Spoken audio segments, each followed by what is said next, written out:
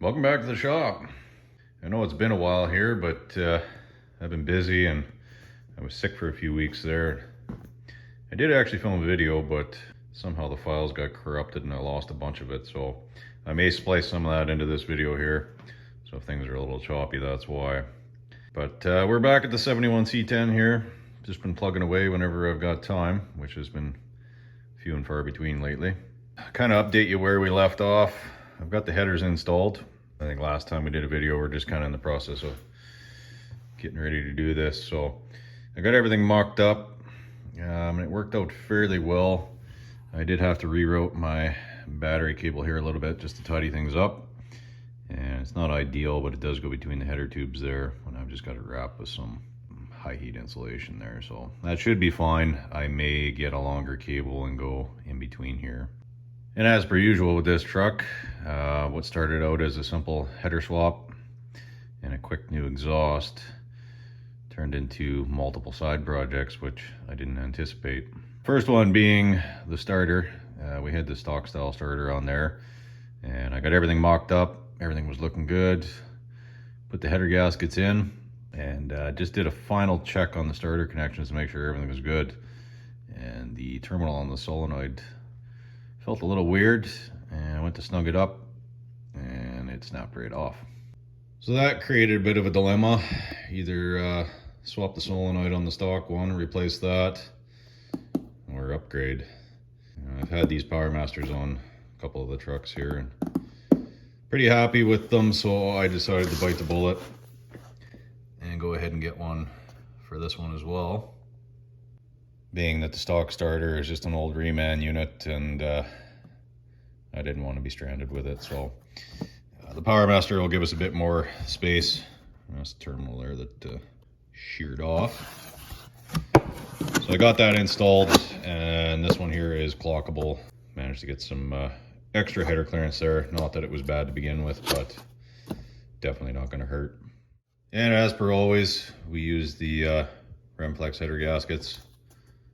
2006, which is for most small block applications with a square port. And the other fairly minor issue we ran into was header bolts. The ones that were on the block huggers had these ones here with 3/8 head on them. But unfortunately with these headers, there's a few of them that are quite tight to the tube there, and the 3/8 head just wasn't working. I could have used, you know, a wrench and done the old quarter turn at a time, but I really wanted these to be easy to service down the road. So we went ahead and got some ARP bolts. So these are the ones we went with here. They're a 3/8 bolt by 1 inch. And the ones that came out were a mix of 3/4 and 1 inch.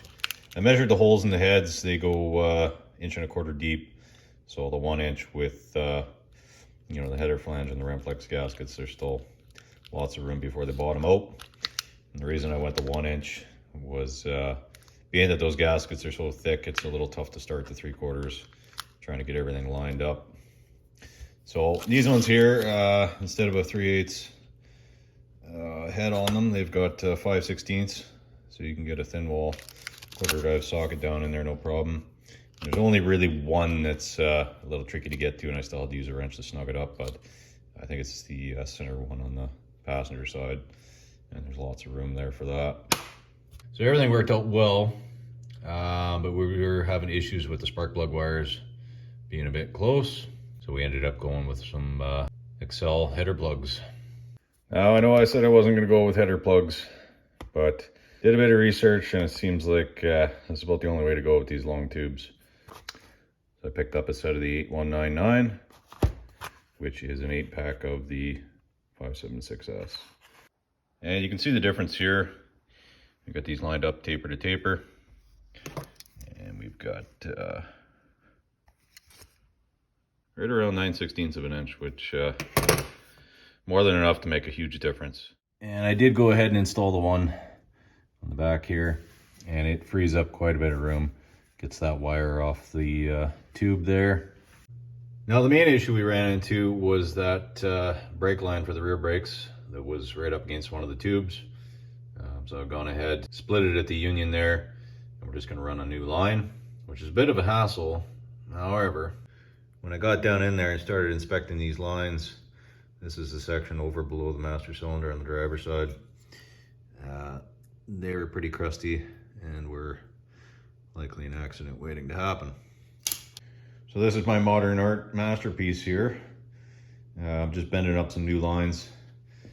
And this is an old trick I've used, is using zip ties. Hold your pieces together as you tweak all your bends. I've still got a little bit of final massaging there to make these work.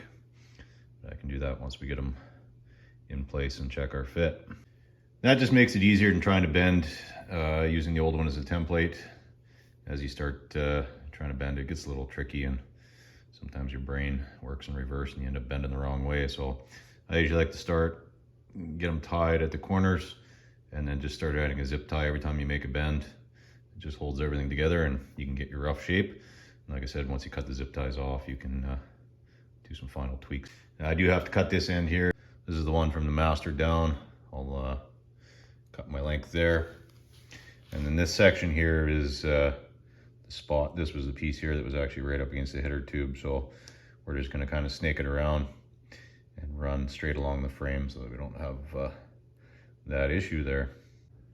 So this is the old existing line that goes to the rear, and we were right up against this here with the way it came around. So we'll follow up the frame here and then kick around to the cross member and across. And that'll solve that issue and keep it away from the heat. And the fittings were pretty well all seized, so I ended up just cutting the lines, make it easy for removal. And then where it connects here at the proportioning valve, that one was completely seized. So I ended up putting some acetone and ATF 50-50 mix, let it soak, and then just heated it up with a MAP gas torch. And got that one out of there. And that's the one there. Not too crusty, but it was definitely in there. And I just picked up some packs of fittings off Amazon. It's got a good selection in there. It has the one we need. So we'll get that cut off, reflared, and we'll add some gravel guard in the spots as needed, just so we can match up the factory and protect the lines. As for the second part of this project, building a new exhaust, I just got some 2.5-inch pipe and some bits and pieces left over from the 68 F100 project. Now, we had Super 40s on this truck before. They were 2.25 inch. Didn't really love them, so I went ahead and picked up a set of Flowmaster original 40s, which wasn't what I planned on, but the thrush welded weren't available, so I was kind of in a bind, so I grabbed these. And then as luck would have it, the thrush welded became available again, and I got a set for a pretty decent deal. So these are identical to the Flowmaster 40s over there, same setup, the 17656. Unfortunately, both of them are made in our favorite place, but I think what I'm gonna do is fab up the exhaust from the H-pipe back, just slip these on, try the Flowmasters, see which one I like better, and then I may hang on to whichever one I don't like as much and maybe swap back and forth just with some band clamps.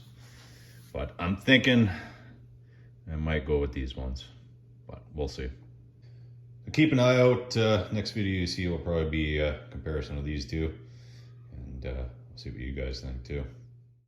So I do have the exhaust mocked up here just so we can fit everything up.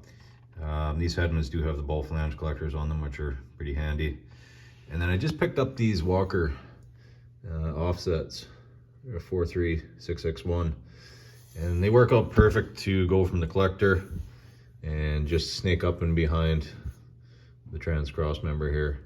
Just tucks things up so we're not getting hung up on speed bumps, especially being a long box truck. So it worked out quite well. I did have to shorten them 6 inches on the driver's side, 8 inches on the passenger. That keeps everything in line and gets it tucked up as soon as possible. So we just got the Flowmasters in there, and then what I did is just I think there's about a 6-inch section of pipe at the back here, and then we just come out to some dumps that I made out of some 90s that I had kicking around, and I've just got them roughly cut off a couple inches below the frame there for now. We'll get them angled the way want.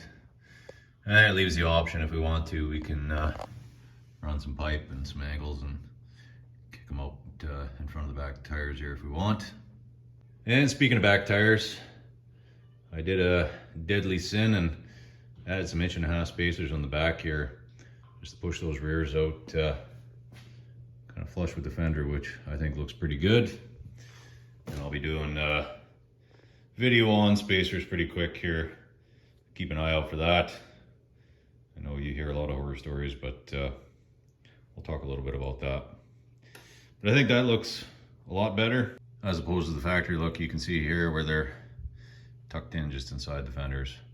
Which if this was a slam truck, we wouldn't have a choice, but I kind of like the old school muscle look where the tires are riding flush with the fenders. So we'll give it a shot, try them out, see if we like them.